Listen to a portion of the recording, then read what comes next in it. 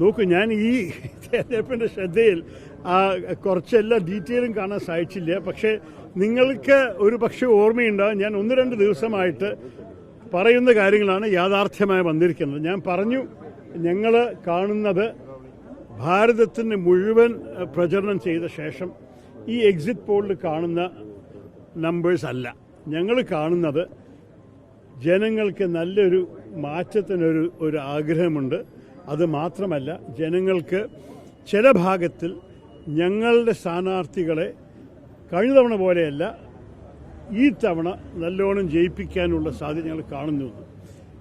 ഈ അവസാനത്തെ നമ്പേഴ്സ് ഞാനിപ്പോൾ ലേറ്റസ്റ്റ് കണ്ടിട്ടില്ല. പക്ഷേ എന്തായാലും രണ്ട് മുന്നണിയുടെ ഇടയിൽ അത്ര വലിയ വ്യത്യാസമില്ല. ഞാൻ ലേറ്റസ്റ്റ് എൻ്റെ ഓർമ്മ പ്രകാരം NDA ഒരു 275, ഞങ്ങൾക്കൊരു 245 മറ്റൊക്കെയാണ്. ആ എണ്ണമാണ് എൻ്റെ അഭിപ്രായത്തിൽ സാധ്യത കൂടുതൽ. അങ്ങനെയാണെങ്കിൽ അവരഥവാ സർക്കാർ ഉണ്ടാക്കിയാൽ കൂടി ഒരു നല്ല ശക്തമായി നിൽക്കുന്ന ഒരു പ്രതിപക്ഷം ഉണ്ടാവും. പക്ഷേ അവർ സർക്കാർ കൂടി ഉണ്ടാക്കാൻ സാധിക്കില്ല. എനിക്കറിയില്ല ദേശീയ സ്ഥിതിയിൽ എന്തായിരിക്കും ആ പാർട്ടിയുടെ അകത്തുള്ള പ്രശ്നങ്ങൾ, BJPയുടെ അകത്ത്. അതിൻ്റെ ഒപ്പം തന്നെ അവരുടെ ഘടകകക്ഷികൾ അവരൊപ്പം നിൽക്കുമോ എന്നും കൂടി ചോദിക്കാനുള്ള ചോദ്യമാണ്. ഇതൊക്കെ ഇനി വരാൻ പോകുന്ന മണിക്കൂറിൽ നമുക്ക് കുറച്ച് തെളിവ് കാണാൻ സാധിക്കും എന്നാണ് വിചാരിക്കുന്നത്.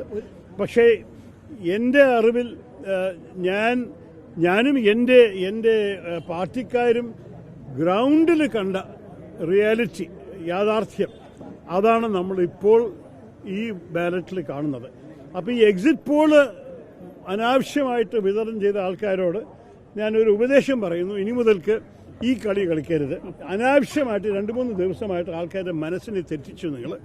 പക്ഷേ നമ്മൾക്കൊരു ധൈര്യമുണ്ടായിരുന്നത് വോട്ട് ചെയ്ത് കഴിഞ്ഞിട്ട് EVM സീൽ ചെയ്ത ശേഷം ഒരു തകരാറും ഉണ്ടാവില്ല എന്നാണ് ഞങ്ങളുടെ വിശ്വാസം. ഒരു കാര്യം, ഈ സംഘടനാ സംവിധാനം സംബന്ധിച്ച് നേരത്തെയും ഇപ്പോഴും ഒക്കെ ഒടുവിലൊക്കെ ശശി തരൂരിന്റെ കൂടെ ഈ സംഘടന നീക്കുന്നത് സംബന്ധിച്ച് ഒരു ചർച്ചകളും വിവാദങ്ങളൊക്കെ ഉണ്ടായിരുന്നു. ഇത് തരൂരിന്റെ വിജയമാണോ ഒരു സംഘടനാ സംവിധാനത്തിന്റെ വിജയമാണോ? നോക്കൂ, ഞങ്ങൾക്ക് ഞാൻ ആ വ്യത്യാസം കാണുന്നില്ല.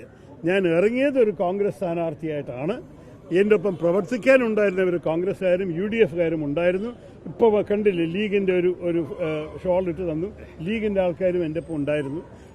നമ്മൾക്ക് ഒരു കാര്യം മനസ്സിലാക്കണമെന്നുണ്ടെങ്കിൽ, ഈ കോൺഗ്രസിൻ്റെ ഭാവി കേരളത്തിൽ എല്ലാ ജനങ്ങളുടെയും ഗുഡ്വിൽ എടുത്തിട്ട് മാത്രമേ നടക്കാൻ സാധിക്കുള്ളൂ.